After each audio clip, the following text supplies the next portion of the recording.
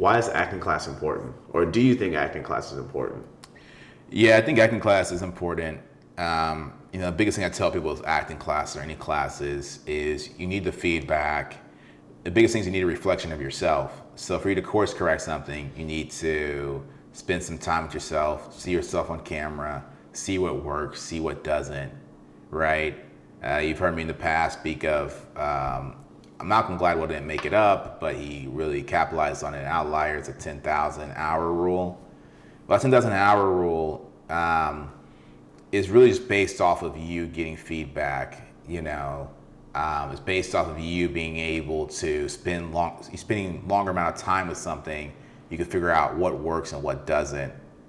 They come to find out that children who live in the eastern part of the world tend to be better at math, solving math equations. And it all came down to that their summer vacation was shorter. They had a longer school year, so they spent more time with math. While we would step away from it for those 3 months and come back, and we would be falling way back behind. We'll fall back, we'll fall back 4 months and lose months of progress, right? And so spending time with any subject will make you, put you ahead of the competition. I don't care what field you're in. I agree. And they also, a lot of Asian countries, they go to school 6 days a week as well. Exactly. Exactly. I'm glad you know that. So their school year is longer. Mm-hmm. They go 6 days a week, and we want to act like they're innately like more intelligent. But even down to their TikTok, our TikTok is reels and comedy skits, right? And theirs is all about innovation and technology. The same platform. I don't know if you knew that. I didn't know that. No. Oh wow. That's one of the main reasons why we're going against TikTok now and trying to stop it from being here in the States, because ours is all about entertainment, comedy skits. Theirs is all about innovation and new technology. They can't have the comedy skits on their platform. They're just showing them, advancements in medicine and things like that, because that's what they want their kids to be programmed and aspire to do. Right. What you see is what you aspire to do. Here in the States, we're aspired to make more TikToks, more reels, be influencers. That's all we see. While the ones who, are most inclined to inherit the world see something else. But it all comes back to time, right? So they spend more time looking at innovation, they become innovative. We spend less time looking at innovation and more time looking at entertainment, we become entertainers. So, yeah, I think time spent on said task is underrated. And so, yes, more time you spend in classes, the more you will excel as an actor, the more you excel in being believable. Now, there's other parts to a successful acting career, as we know, like the marketing and the business. But being believable, yes, more time can only help that. I agree with what you said. And I also think that they say that acting class is like a gym membership, and I actually disagree with that, because if you're going to a standard acting class, you're only going once a week. If you're only going to the gym once a week, you're not going to see a lot of progress. No. I think that one thing is, I think that if a new actor was to come up to me and give me and ask for advice, right, I would tell them, be in a group class for 6 months to a year, and then expand that group class into a private coaching session. Find a private coaching teacher, so you can get more hours in on a different day than you're already doing your acting class. Yeah. That's what I would do, just because you want to go multiple times a week. Yeah. And the second advice is, try to work with a working actor.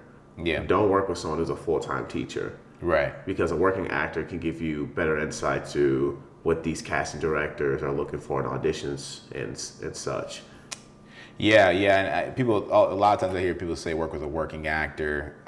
For me, I really enjoyed AFI because we're working with working directors. And at the end of the day, directors are decision makers. So there's no one better to be in the room with to tell you what they want to see you do next than a working director, because they're the ones that decide if you're hired or not. So that's where I sit on that. I don't think there's anyone better to be across than a working director. And cast directors are great too, but the director is the one who decides if you if you get the job or not. So Right, not the working actor, unless they are the director. But yeah. yeah, exactly. Yeah, working actor, a lot of things can happen because they're the same casting type. There's some sort of weird animosity that has blossomed in certain situations. Some of them are bitter and trying to get their own careers off the ground as well. So they feel like it's time taken away from what they need to be doing. Some are trying to get that check to subsidize their rents, take care of their bills. Mm-hmm. But with these working directors, they want you to be great, and because they're considering you for a project, a lot of them are considering you. So AFI has a lot of working directors as teachers? We have a lot of working directors as teachers. A majority of ours are I'll say, 8 out of 10 of our teachers are directors that are rotated from shows and then brought in. So dude, that's really good. Yeah, so I'll say majority of ours are directors. And then we have two or three. We don't have any. We only have one working actor there. The rest are directors and directors, producer and casting type of thing, and then we have 2 or 3 working actors, but the rest of them are more on the decision making side. But the people next to you, left and right, you were all working actors. So then you have those people to compare yourself against because they're all on every major project you can name. So, and the reason I asked this question is because at first, when I was back in St. Louis, I would meet a lot of there's only a couple of acting classes there, mm-hmm. not a lot. Obviously compared to LA or even Chicago, mm-hmm. But I've also met a lot of actors there who are working and they weren't in acting classes whatsoever. But they were good for the St. Louis market. You know what I mean? Because it's the St. Louis market. Right. You take those same actors and put them in LA and Chicago, it might be a whole different story. But I just remember I was thinking to myself, how can you, I used to ask them, are you not in acting classes? They're like, no. Right. It's why aren't you in acting class? It's just you're an actor, and if you're not, I understand if you're booking. Right. And you don't have time for classes, that's different. Right. But if you're not booking, right. If you why are you not in acting classes? And that was during the time when I heard Denzel say that he says that I'm always in class. Yeah. If I'm not doing a project, I'm always in class. I got to keep your baby fed, your art, your craft, and everything. Right. And if you don't feed your baby consistently, it's going to die. Right. So I remember I was talking to these other actors in St. Louis. And they're like, no, I'm not in acting classes, but I'm an actor. I'm just like, okay. So then I move out here, right? And there were so many people, so far with my experience living in LA, I've met so many people who are in SAG, but they've never taken an acting class. And I'm just like, so you've never taken an acting class? We're like, no. So how'd you become SAG? Oh, I just did it through background work. And I'm just like, oh, okay. Yeah. I was gonna say, now you see where this is going, right? Yeah. Go ahead. No. So it just amazes me how a lot of people, I've only met one person who was ever arrogant enough to say that, oh, I'm too good for acting classes, or I don't need acting classes. And I'm not gonna name that person's name. They're back in St. Louis, but it surprises me how many people in this industry, in the industry, aren't taking acting classes. Yeah. A lot of them aren't. I know people who book who don't take class at all. I know quite a few, but I know just as many or more who do take classes. And then we don't know what's going to happen in the cutting room. We don't know how much of their dialogue gets cut in the edit. So it's really hard to track, but I do know I'll say 40% of the people I know who are working don't take classes at all, and 60% do.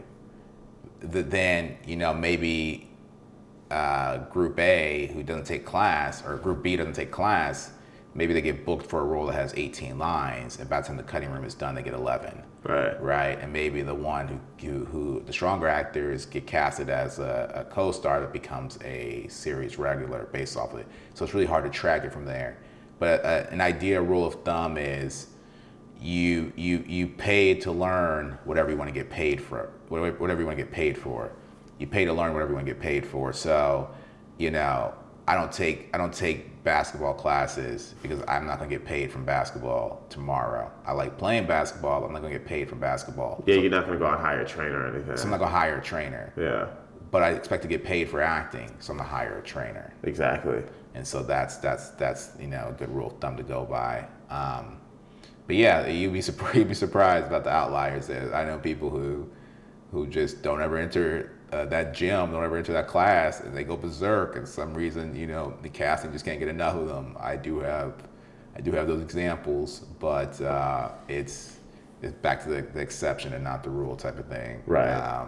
Because there was rumors that Jennifer Lawrence never took acting classes. I'm just like, you can tell by the way that she acts and everything that she's definitely well trained. As far as acting, you know what I mean. She's definitely a well trained actress.